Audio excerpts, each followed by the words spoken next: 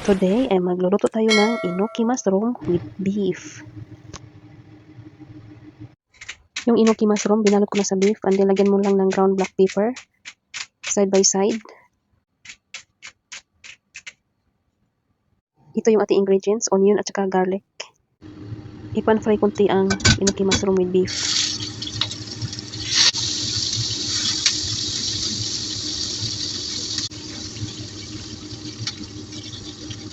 Ito na siya after na pan-fry ng sandali. Mag-start na tayo magluto. Maglagay ng mantika and then ilagay yung garlic. Fry ng sandali. Then ilagay yung onion. Lagyan ng ground black pepper.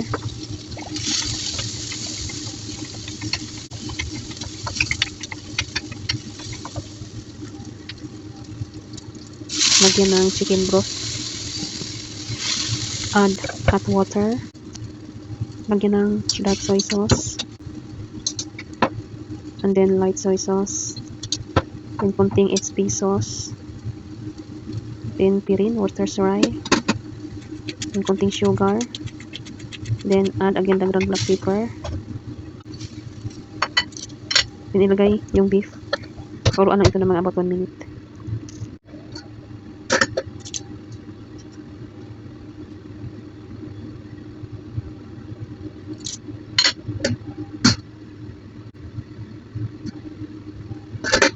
After 1 minute, tanggalin natin yung enoki mushroom with beef. Lagyan ulit ng ground black pepper. Pakuluan natin gusto yung onion at saka garlic para mabango yung sauce na. Until mag-reduce yung sabaw. Yan natin i-strain na tanggalin natin yung onion at saka garlic. And then ibalik natin yung sabaw. Lagyan ulit natin ng ground black pepper. And then lagyan natin ng cornstarch with water to thicken the sauce. And then ilagay natin yung enoki mushroom with beef. Ganito lang ako magluto. It's done. It's ready to serve. Thank you for watching.